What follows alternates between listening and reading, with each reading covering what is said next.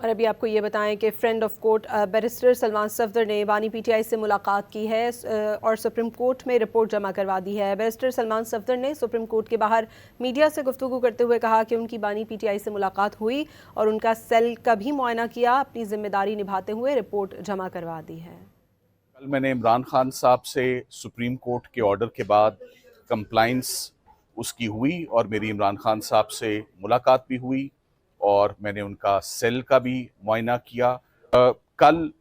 Jail से निकलते ही मैं आपको ये अप्रिशिएट भी करना चाहता हूँ पाकिस्तान तहरीक इंसाफ के बहुत सारे लॉयर्स को और इमरान खान साहब की फैमिली को भी।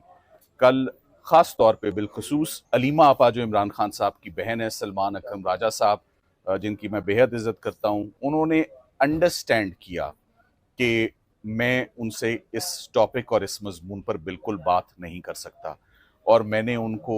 हरगिज़ इमरान खान साहब की सेहत के मुतल्लिक और अपनी होने वाली मुतल्लिक जितनी भी मेरी इंटरेक्शन रही उसके ऊपर मैंने उनको कुछ भी आगाही कल नहीं दी और उन्होंने इस बात की रिस्पेक्ट भी की। और कल मैंने हरगिज़ और बिल्कुल मीडिया से बात नहीं की। उसके बावजूद